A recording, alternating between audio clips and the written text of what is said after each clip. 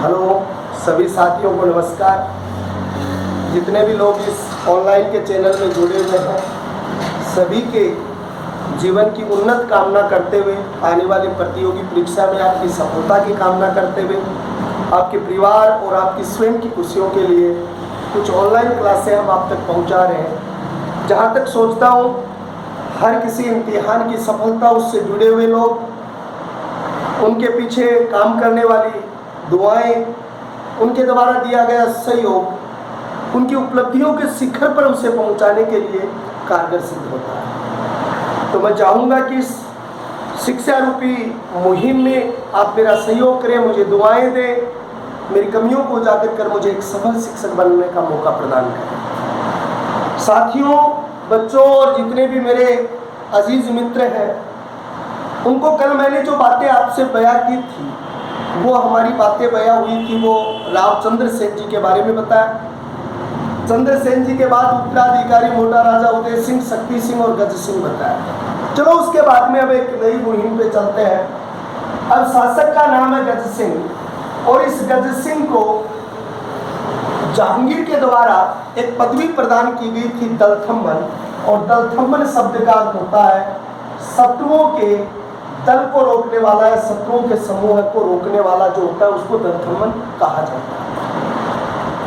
ये गज सिंह नाम के जो राजा हैं, इसके दो पुत्र थे। बड़े पुत्र का नाम था अमर सिंह, और इस अमर सिंह को क्या कहा जाता है इतिहास में? कटार का धनी कहा जाता है, धनी। और कटास जो रेसी जो कहा जाता है, यानी कटार का अमरेश भी कहा जाता है। इसको आप सीधा भी लिख सकते हो, कटार का अमरेश्वरी भी कहा जाता है। तो अमरेश्वरी या कटार का धनी इसको कहते हैं। अमर सिंह राठौर थे, और छोटे पुत्र थे जिसका नाम क्या था? जसवंत सिंह। गज सिंह की एक बेगम थी, अनारा बेगम। उस अनारा बेगम के प्रभाव में आकर, या अनारा बेगम के प्रभाव के चलते, इन्होंने अपना उत्तराधिकारी किसको घोषित किया गया था? जसवंत सिंह को अपना उत्तराधिकारी घोषित किया था। किसको घोषित किया था? जसवंत सिंह को अपना उत्तराधिकारी घोषित किया गया। और जसवंत सिंह जो है वो कब तक यहाँ के शासक रहे थे? तो यानी कि 1638 ईस्वी से लेके 1678 ईस्वी तक जो शासक बने थे, वो शासक कौन बने? जसवंत सिंह नाम के व्यक्ति जो है वो जोधपुर रियासत के शासक बने थे। जसवंत सिंह है, उसे राजस्थान के इतिहास में एक योग्य और प्रबुद्ध शासक के नाम से जाना जाता है। देखिए, जसवंत सिंह के कुछ ऐतिहासिक प्रश्न हम आपको बताते हैं। जसवंत सिंह पर स्वयं एक विद्वान था। यह जसवंत सिंह जो था वो स्वयं क्या था? विद्वान था। इसने सिद्धांत सार नामक पुस्तक लिखी थी। कौन सी पुस्तक लिखी थी? सिद्धांत सार नामक पुस्तक लिखी थी। दूसरी पुस्तक इसकी थी सिद्धांत बोध नामक पुस्तक लिखी। अप्रोक्स सिद्धांत नामक पुस्तक लिखी। प्रबोध चंद्रोदय नामक पुस्तक लिखी। तो सिद्धांत सार नामक पुस्तक उनके द्वारा लिखी। सिद्धांत बोध नामक पुस्तक उनके द्वारा लिखी गई है। उसके बाद अप्रोक्स सिद्धांत नामक पुस्तक उसके द्वारा लिखी गई। प्रबोध चंद्रोदय नाम की पुस्तक है, वो भी किसके द्वारा लिखी गई थी? जो आपके जसवंत सिंह नाम के जो शासक है, उन जसवंत सिंह नाम के शासक के द्वारा ये लिखी गई थी। दूसरी बात यहाँ पर देखने को मिलती है कि जसवंत सिंह की दो रानियां थी। जसवंत सिंह की कितनी रानियां थी? दो रानियां थी। एक रानी का नाम था, वो क्या था? जसवंत दे। और दूसरी रानी का नाम क्या था? अति रंगदे। अति रंगदे जो थी, उस अति रंगदे में एक बाग का निर्माण यानी कि यहाँ पर करवाया गया था। और वो जो बाग का निर्माण उसके द्वारा करवाया गया था, वो क्या था? देखो, इस पर तो दो है। एक तो आपका यहाँ पर है कल्याण सागर, जिसको आप कल्याण सागर कहते हैं। दूसरा राई का बाग, राई का बाग जो है वो तो बनवाए थे जसवंत ने। और अतिरंत है उसने जौन सागर राव शेखासी का बाग, राव शेखा जी का जो बाग है वो इसके द्वारा लगाया गया था। ये जोधपुर में इसकी दो रानियां थी, अतिरंगते जौन सागर, इसी को दूसरा नाम राव शेखा जी का बाग कहते हैं। कल्याण सागर और राई का बाग, ये दो बाग लगवाए थे वो जसवंत ने लगवाए थे। ये इनकी दोनों क्या थी, पत्नियां थी। जसवंत सिंह नाम के जो राजा थे, उस जसवंत सिंह नाम के राजा ने एक सबसे बड़ी उपलब्धि हासिल की थी, इसने जोधपुर में अनार के बाग लगवाए थे। यानी जोधपुर जो क्षेत्र है उस जोधपुर में अनार के बाग लगवाए थे। जोधपुर में अनार के बाग लगवाए थे और अनार के बाग जो लगवाए थे वो चित्रा गहलोत के द्वारा लगवाए गए थे। चित्रा गहलोत के निर्देशन में लगवाए गए थे। यानी चित्रा गहलोत के निर्देशन के अंतर्गत यानी कि इस बाग का निर्माण करवाया गया था, या ये बाग जो है वो उनके द्वारा लगवाए गए। दूसरी बात, यहाँ पर एक बात देखने को मिलती है कि ये जो जसवंत सिंह थे ये प्रबुद्ध शासक थे, सर्वश्रेष्ठ शासक थे, और इसके जीवन काल की क्या क्या उपलब्धियां रही हैं उसे आप बड़े ध्यान से देखेंगे। वो देखिए, जसवंत सिंह के काल में ख्यात साहित्य का विकास हुआ। किसका हुआ था? ख्यात साहित्य का विकास हुआ था, या ख्यात साहित्य की बहुत ज्यादा क्या हुई थी, तरक्की हुई। ख्यात साहित्य के मुख्य जनक कहलाते हैं, वो कौन कहलाते हैं? मुणोत नैन्सी कहलाते हैं। मुणोत नैन्सी का जन्म 1610 ईस्वी में हुआ था। पिता का नाम जयवंत था, माता का नाम स्वरूप देवी था, और मुणोत नैन्सी का संबंध जिससे जगह से है उस जगह से का नाम क्या है? नागौर। कौन सी जगह से इसका संबंध रहा है? नागौर से। मुणोत नैन्सी जो है, ये मुणोत नैन्सी कौन सी जाति के थे? चारण जाति के थे। और चारण जाति का मुख्य पेशा क्या था? चारण जाति का जो पेशा था वो था दरबारों में कवि काव्य के रूप में गौरव गाथा का बखान करना था। यानी कि जो गौरव गाथा थी उस गौरव गाथा का जो उल्लेख किया जाता था वो चारण जाति के द्वारा किया जाता था। इस चारण जाति की कुलदेवी कौन थी? तो उसके अंतर्गत आप कहोगे करणी माता, देशलोक, बीकानेर, वो जो इन चारण जाति की कुलदेवी थी। मुणोत नैन्सी को राजस्थान का क्या कहा जाता है? राजपुताने का अबुल फजल कहा जाता है। इसे राजपुताने का क्या कहा जाता है? अबुल फजल कहा जाता है। राजपुताने के अबुल फजल को इसको किसने कहा था? मुंशी देवी प्रसाद। और मुंशी देवी प्रसाद का संबंध कहां से था? जयपुर से था। तो मुंशी देवी प्रसाद ने इसे राजपुताने का अबुल फजल कहा। और इस मुणोत नैन्सी ने दो ख्यात लिखी है। कितनी ख्यात लिखी है? दो ख्यात लिखी है। एक ख्यात का नाम है मुणोत नैन्सी ख्यात, और दूसरी ख्यात लिखी है कौन सी? मारवाड़ परगनारी विगत। मारवाड़ परगनारी विगत। तो मुणोत नैन्सी भी ख्यात और दूसरी लिखी है मारवाड़ परगनारी विगत। ये दो उन्होंने लिखी है। ये मारवाड़ परगनारी विगत जो है इसे गावारी ख्यात कहते हैं। गावारी ख्यात कहते हैं।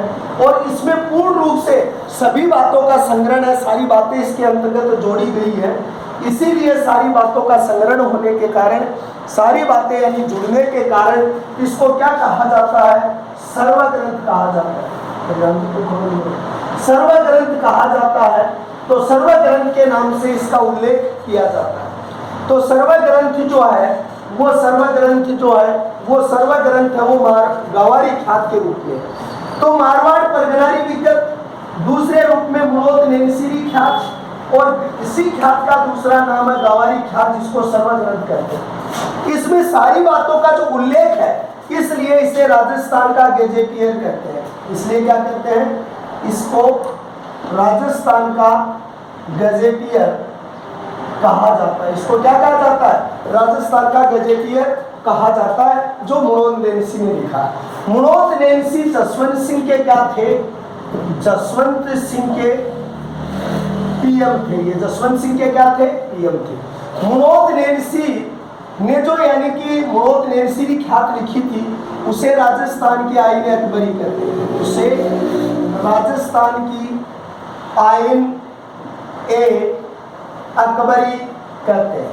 क्या कहते हैं? आईन अकबरी के नाम से उसको जानते हैं, जो राजस्थान की आईन अकबरी कहते हैं। मनोज नैन्सी ने पहली बार मारवाड़ में जनगणना का उल्लेख किया है। मारवाड़ में प्रथम जनगणना का उल्लेख जो किया है, वो मारवाड़ में प्रथम जनगणना का उल्लेख किसने किया? मनोज नैन्सी ने किया।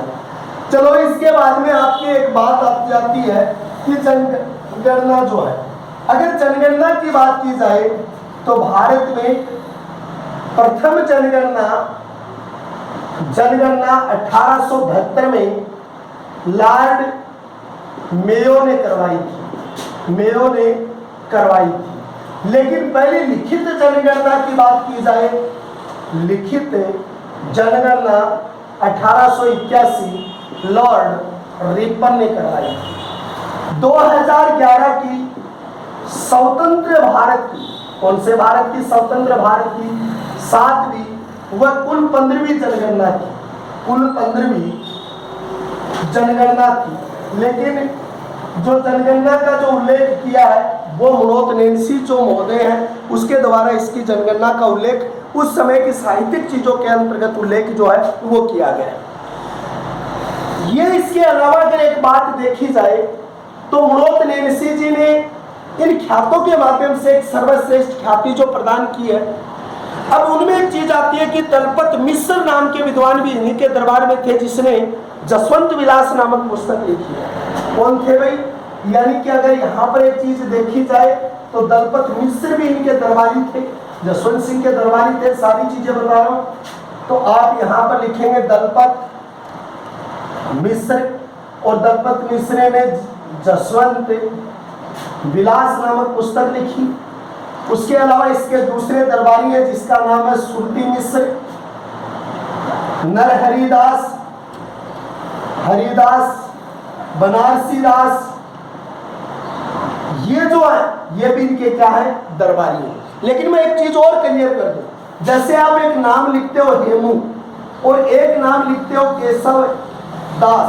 हेमू ने लिखी थी गण भाषा और इसने लिखी थी गण रूपक, गणराज रूपक, राज रूपक, ये केशव दास ने लिखी थी। ये दोनों का उल्लेख भी राजस्थान में कई बार हुआ है। लेकिन ये जो किसके दरबारी थे? ये इसके पिता गज सिंह के दरबारी थे, या गज सिंह के काल के अंतर्गत इनकी क्या हुई थी? रचना हुई थी। उस समय उस चीज का क्या हुआ है? यहाँ पर उल्लेख दिया गया। दूसरी बात यहाँ पर एक बात कही जाती है कि राजस्थान के इतिहास में जो जसवंत सिंह थे, वो एक सर्वश्रेष्ठ शासक के रूप के अंतर्गत यहाँ पर आते हैं। और इस शासक के रूप में जो चीज दर्शाई जाती है, वो क्या दर्शाई जाती है?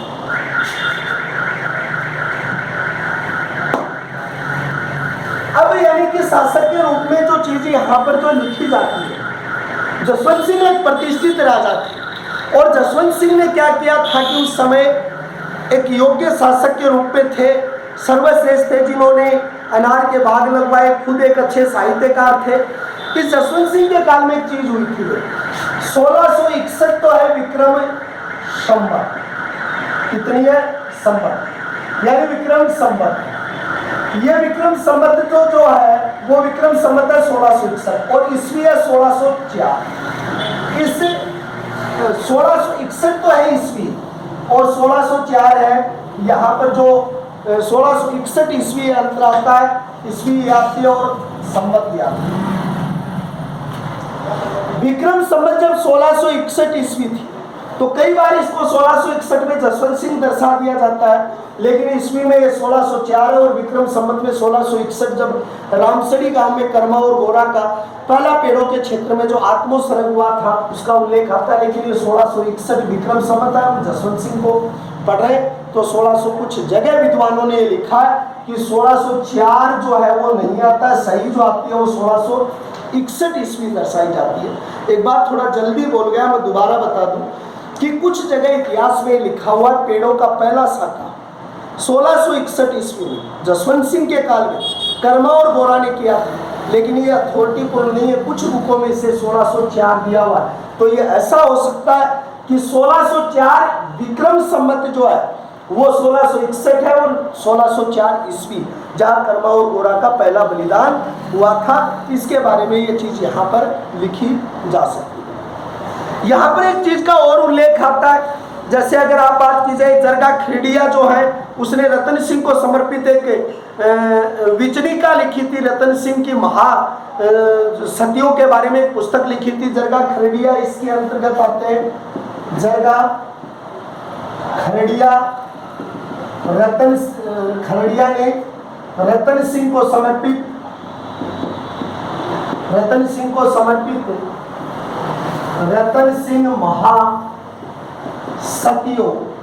महासतियों के नाम से, या रतन सिंह महादासोत्री भी इसको कह सकते हैं, दासोत्री, ये दो चीज आती है। कई जगह इसको सतियों लिखा हुआ, कई जगह इसको दासोत्री लिखा हुआ। ये पुस्तक भी इसके काल में लिखी गई थी। जसवंत सिंह के काल के अंतर्गत इस पुस्तक की क्या हुई थी, रचना हुई। तो ये तो एक उसे जसवंत सिंह की उपलब्धियां थी, जिसके अंतर्गत चित्रा गहलोत का नाम है, जसवंत दे है, अतिरंग दे है, उसके बाद में उसके सुरती मिश्र है, बनारसी दास है, उसके बाद में यानी कि मनोत नैनसी है, मारवाड़ परगनारी विगत है। ये सारी चीजें उसके बारे में बहुत अच्छी तरीके से लिखी जाती है। एक बात और कही जाती है यहाँ पर कि जसवंत सिंह ने भाग लिया था और वो जसवंत सिंह ने उत्तराधिकार संघर्ष में भाग लिया था। किसमें भाग लिया था? उत्तराधिकार संघर्ष। ये उत्तराधिकार संघर्ष किसका था भाई? मुगलों का था, मुगलों का था। और मुगलों का था, और मुगलों का भी किसका था? शाहजहां के 4 पुत्र थे।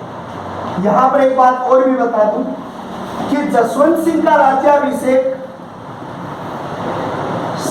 राज्याभिषेक आगरा में हुआ। एक बात तो ये है। और जसवंत सिंह को शाहजहां ने महाराजा की पदवी दी। शाहजहां के 4 पुत्र थे, दारा, शुजा, औरंगजेब और मुराद। इन 4 पुत्रों के अंतर्गत युद्ध हुआ था, और 4 पुत्रों में जो युद्ध हुआ था वो 4 पुत्रों के अंतर्गत जो उत्तराधिकार युद्ध हुआ, दारा, शुजा, औरंगजेब और मुराद के बीच, तो कौन कौन सा हुआ? इसमें एक चीज याद रखोगे, BDS, देवरोई और खुजवा, ये 5 युद्ध इनके बीच हुए। तो देखिए 5 को। पहला युद्ध हुआ वो युद्ध था बहादुरगढ़। बहादुरगढ़ युद्ध भूमि का है, यूपी में। और बहादुरगढ़ का युद्ध किस किस के बीच हुआ? दारा प्लस शुजा के मध्य। और इस युद्ध में किसकी पराजय? शुजा की पराजय हुई। इस युद्ध में दारा की सेना का नेतृत्व है मिर्जा जयसिंह ने किया था। मिर्जा जयसिंह व दारा सिको है ने किया था। दूसरा युद्ध था दरमंत युद्ध। आरएस में दरमंत नाम की युद्ध भूमि पूछी है। दरमंत युद्ध, तो दरमंत युद्ध भूमि का है एमपी में। किसके बीच हुआ भाई? एक तरफ तो यहाँ पर थे दारा, सेना का नेतृत्व कर रहे थे जसवंत सिंह व मिर्जा जयसिंह, और दूसरी तरफ से कौन थे? औरंगजेब वह मुराद की संयुक्त सेना, मुराद की संयुक्त सेना ये यहाँ पर नेतृत्व कर रही थी। उसमें विजेता कौन बना? विजेता बने औरंगजेब और मुराद। यहाँ एक कहानी आती है कि जसवंत सिंह जब ये युद्ध हुआ था तो युद्ध की जो तारीखें आती है वो क्या आती है? इसकी तारीख जो आती है वो 14 फरवरी, 15 अप्रैल, 29 मई, जनवरी, अप्रैल, ये तो है 58 के 3, 1658 में, ये 2 है 59। अब इनमें क्या हुआ कि जसवंत सिंह की रानी थी। देखो इतिहास में दोनों अतिशयोक्तियां, कुछ जगह तो ये लिखा हुआ है कि हाड़ी रानी जसवंत दे ने द्वार बंद कर दिए थे, या ऐसा कहा जाता है जोधपुर किले की उस समय एक रानी थी महामाया, उसने द्वार बंद कर दिए थे। तो यानी जसवंत दे की कुछ जगह तो ये लिखा हुआ कि जसवंत दे रानी को ही क्या कहा गया? माया कहा गया या महारानी कहा गया। यानी जो महारानी थी वो महारानी माया थी, महारानी महामाया थी। कुछ जगह तो कई जगह इसको महामाया को ही क्या कहा गया? जसवंत दे कहा गया। ये इतिहास की 2 अतिशयोक्तियों में अलग अलग राइटर इसको अलग बताते हैं। लेकिन एक बात बताई जाती है कि जसवंत दे या महामाया उसने द्वार बंद कर दिए थे। कब, कितनी तारीख को पहुंचा था? 19 अप्रैल 1658 को जोधपुर पहुंचा, किले के द्वार बंद कर दिए। कि राजपूती परंपरा का एक नियम है, या तो जब राजपूत क्षेत्रीय युद्ध भूमि में जाते हैं तो या तो वो वीरगति को प्राप्त हो जाते हैं, विजय श्री प्राप्त होते हैं, वो पीठ दिखा के या हार के नहीं आते, लेकिन फिर एक दहाई माँ के द्वारा समझाने पर द्वार खोल दिए थे। इस बात का उल्लेख 3 इतिहासकार करते हैं, मनुची, बर्नियर और मनुची बर्नियर, पुरुषवा बर्नियर है, मनुची है, खाफी खां ये इस बात का उल्लेख करते हैं। और बर्नियर ने मुगल काल की 6 बार यात्रा की, 6 बार यात्रा की थी। उसकी पुस्तक भारत यात्रा में उसने इसका क्या किया है? उल्लेख किया है। उस बर्नियर की जो पुस्तक थी उस पुस्तक का नाम है भारत यात्रा। तो उस भारत यात्रा में उन्होंने इस मुगल काल के 6 बार यात्रा का उल्लेख भी यहाँ पर लिखा हुआ है और उस पुस्तक में इस चीज का उसने उल्लेख किया है। 29 मई को एक युद्ध हुआ जो यूपी में है युद्ध भूमि, और उसका नाम है सामूगढ़। सामूगढ़ का जो युद्ध है वो सीधा हुआ था किसके मध्य? एक तरफ था औरंगजेब और मुराद, औरंगजेब व मुराद, और दूसरी तरफ कौन था? दारा था। आरा कौन इसमें हार गया था? कौन? दारा हार गया। और दारा ने शरण कहाँ पाई थी? तो दारा ने शरण पाई थी कहाँ? अजमेर के जीवन खां के पास। अजमेर के जीवन खां के पास उसने क्या पाई थी? शरण पाई। लेकिन अजमेर के जीवन खां ने दारा के साथ विश्वासघात किया और अजमेर के जीवन खां ने दारा को किसे सौंप दिया? औरंगजेब को सौंप दिया था। और औरंगजेब के मध्य और उनके बीच युद्ध हुआ था। कब? देवरोई का युद्ध हुआ था। ये देवरोई राजस्थान पुलिस में पूछा हुआ युद्ध भूमि का अजमेर में। और देवरोई का युद्ध किस किस के बीच हुआ? दारा और औरंगजेब के मध्य हुआ था। औरंगजेब विजेता बना और दारा की इस युद्ध के बाद हत्या कर दी गई थी। खुजवा नामक स्थान पर, यानी कि औरंगजेब ने किसकी हत्या कर दी थी? सुजा की हत्या कर दी थी। और शराब के नशे में लिप्त मुराद की हत्या करके, और एक धूर्त राजा बना था, उसका नाम क्या था? यानी उस राजा का नाम था, वो था कट्टर सुन्नी मुसलमान था और औरंगजेब के नाम से प्रसिद्ध था। देखो औरंगजेब के और जसवंत सिंह के मधुर संबंध नहीं थी, क्योंकि वो बात मैंने अभी बोर्ड पे लिखी है कि जसवंत सिंह नाम के जो राजा थे, वो जसवंत सिंह नाम के जो राजा थे, उस जसवंत सिंह नाम के राजा के दारा से कुछ स्थानीय संबंध थे या निजी संबंध थे। और जब उनके निजी संबंध थे तो निजी संबंधों के कारण ये उससे नाराज रहता था। फिर भी उसने काबुल की सूबेदारी दी, उसको काबुल की सूबेदारी के साथ साथ उसको बिहार की सूबेदारी दी थी, उसे काबुल के साथ अफगानिस्तान भी भेजा था। और उसको पहले शाहजहां ने तो उसको 6 हाजरी मनसब भी दिया था, लेकिन और उसने औरंगजेब ने उसे 7 हजारी मनसब भी प्रदान किया। लेकिन ऐसा कहा जाता है कि 1679 ईस्वी के अंतर्गत ईस्वी में जसवंत सिंह की मौत हो गई। और जसवंत सिंह की मौत हुई थी, वो कब हुई, कौन से अभियान पर हुई थी? अफगानिस्तान अभियान के दौरान एक जगह है जमरूद, और जमरूद नामक स्थान पर उसकी मृत्यु हो गई। जब उसका समाचार औरंगजेब को मिला तो उसने एक बात कही, आज कुफ्र का गढ़ इस्लाम का हो गया।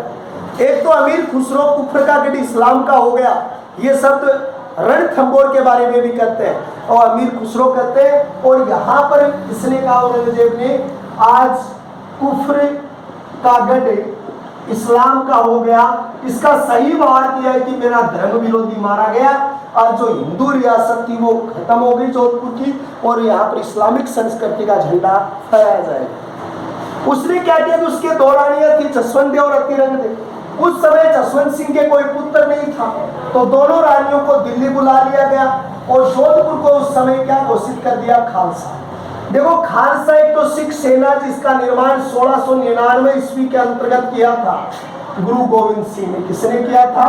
गुरु गोविंद सिंह है, उन्होंने इसका खालसा सेना का निर्माण किया था। और खालसा वह भूमि होती है जिस पर केंद्र का अधिकार होता है, जिस पर केंद्र सरकार का अधिकार होता है या उसके अधीन होती है, उसको खालसा भूमि कहते हैं। अगली चीज यहाँ पर क्या आती है कि उन्होंने इसको खालसा घोषित कर दिया, दोनों रानियों को दिल्ली बुला लिया, लेकिन लाहौर के नजदीक दो पुत्रों को जन्म दिया। एक पुत्र का नाम रखा दल थम्मन और दूसरे का नाम रखा अजीत सिंह। दल थम्मन की उसी समय क्या हो गई, मृत्यु हो गई, और अजीत सिंह अपनी माता जसवंत और अतिरंगते के साथ कहाँ पहुंचा, दिल्ली पहुंचा। दिल्ली जब पहुंचा तो औरंगजेब ने इनको कहाँ ठहराया, तो औरंगजेब ने रूप सिंह की हवेली दिल्ली में इनको ठहराया गया और वहां उसको सुरक्षित रखा गया था। तो इस तरीके से दिल्ली में उनको सुरक्षित कर दिया गया, अजीत सिंह को रख दिया गया था। लेकिन जसवंत सिंह के दरबार का एक प्रतिष्ठित व्यक्ति था, जसवंत सिंह का दरबारी था, और उस दरबारी का नाम क्या था, वीर दुर्गादास राठौड़। कौन था भाई? वीर दुर्गादास राठौड़। वीर दुर्गादास राठौड़ को यूजिलेस कहते हैं। क्या कहते हैं? राठौड़ों का यूजिलेस या यूजिलेस। ये कौन था भाई? ये यूनान का योद्धा था। यूनान का क्या था? योद्धा था। राठौड़ों की का यूजिलेस कहते हैं या राठौड़ों का यूकिलियस कहते हैं। क्यों? क्योंकि ये यूनान का महान क्या था, योद्धा था। दूसरी इसे क्या कहते हैं? अनबिंदिया मोती कहते हैं। इसे क्या कहते हैं? अनबिंदिया मोती कहते हैं। तीसरे नंबर पर इसे क्या कहा जाता है, यानी ये जो है ये राजस्थान के गेरीबाल्डी थे, राजस्थान के गेरीबाल्डी थे, और राजस्थान के जो गेरीबाल्डी है वो भी इसे कहा जाता है। राजस्थान में जो गेरीबाल्डी का संबंध कहाँ से है भाई? इटली के एकीकरण से। कहाँ से है? इटली के एकीकरण से। और इटली के एकीकरण से जो संबंध दिया हुआ गेरीबाल्डी, ये कहाँ के रहने वाले थे? नेल्पस व सिसिली के रहने वाले थे। ये कहाँ के रहने वाले थे? नेल्पस और सिसिली के रहने वाले थे। इस वीर दुर्गादास राठौड़ ने अजीत सिंह को यानी रक्षा की दोनों रानियों को जोधपुर लेके आया था, और वीर दुर्गादास राठौड़ ने अजीत सिंह को सौंपा इसे गोराधाई, इसे गोराधाई भी कहते हैं, मारवाड़ की पन्ना कहते हैं, इसे बागोली महिला कहते हैं। और ये बागोली महिला पन्ना धाय थी, उसको इसने यानी सौंप दिया था अजीत सिंह को। अजीत सिंह को कालिंद्री पुष्करा के जयदेव की पत्नी ने दूध पिलाया था और उसको सुरक्षा रखा था। इसके पहरेदारी के लिए मुकुंद दास खींची को छोड़ा था। इसको छोड़ा था मुकुंद दास खींची को, यानी कि छोड़ा गया था।